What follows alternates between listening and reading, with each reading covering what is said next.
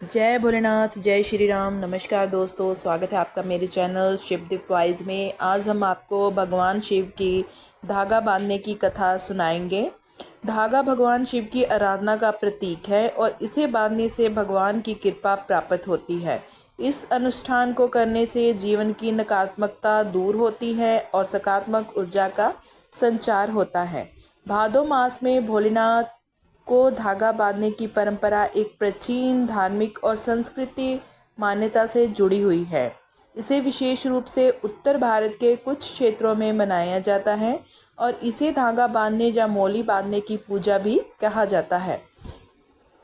इस परंपरा के पीछे की एक लोकप्रिय कथा है, तो चलिए हम आपको कथा का श्रवण कराते हैं। लेकिन उससे पहले अगर आप मेरे चैनल में नए हैं तो मेरे चैनल को सब्सक्राइब करना ना भूलना। वीडियो अच्छी लगी तो लाइक करना और शेयर करना। प्राचीन समय में एक ब्राह्मण की बेटी थी जो भगवान शिव की बहुत बड़ी भक्त थी। वह प्रतिदिन भगवान शिव के मंदिर में जाकर उनकी पूजा करती और उन्हें प्रसन्न करने के लिए व्रत रखती थी।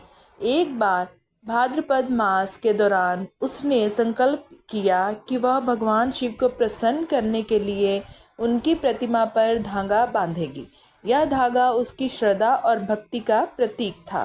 कहते हैं कि जब उसने भोलेनाथ की प्रतिमा पर धागा बांधा तो उसकी सारी मनोकामनाएं पूरी हो गई।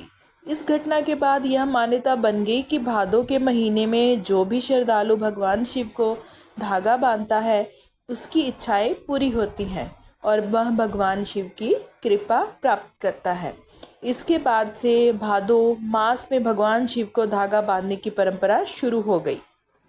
धागा बांधने का यह अनुष्ठान विशेष रूप से उन भक्तों के बीच लोकप्रिय है जो किसी विशेष संकट या कठिनाई से मुक्ति पाने के लिए भगवान शिव की पूजा करते हैं।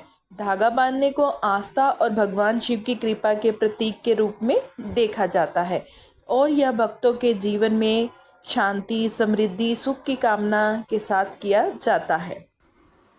कहा जाता है कि एक समय की बात है, एक गांव में एक ब्राह्मण परिवार रहता था। ब्राह्मण की बेटी अत्यंत भोलेनाथ की भक्त थी और वह हर रोज़ भगवान शिव की पूजा करती थी।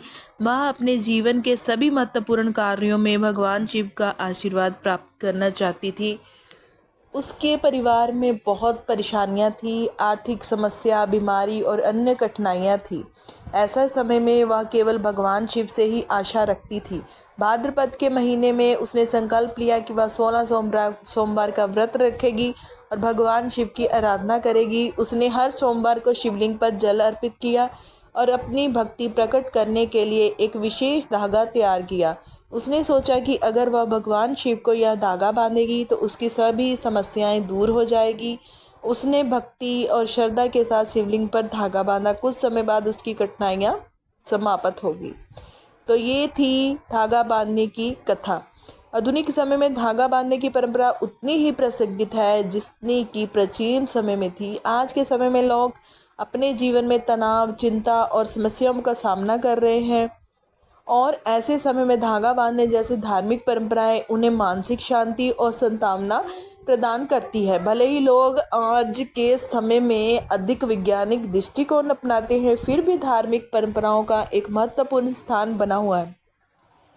लोग आज भी मंदिरों में जाकर धागा बांधते हैं और भगवान से अपनी समस्याओं का समाधान मांगते हैं। यह परंपरा विशेष रूप से उन लोगों के बीच प्रचलित है जो किसी विशेष संकट या कठिनाई से गुजर रहे हैं। धागा बांधने उनके लिए एक प्रकार की उम्मीद और विश्वास का प्रतीक बन जाता है और भगवान उनकी प्रार्थनाएं अवश्य सुनते हैं। धागा बांधने की विधि बहुत सरल है, लेकिन इसमें भक्त की भक्ति और श्रद्धा का महत्वपूर्ण योगदान होता है। भक्त मंदिर में जाकर सबसे पहले भगवान की पूजा करता है। उम्मीद है कि आपको ये धागा बांधने वाली जानकारी के बारे में पता चला होगा। तो इसी तरह की और जानकारी के लिए मेरे चैनल को सब्सक्राइब करें, वीडियो को लाइक करें और शेयर करें।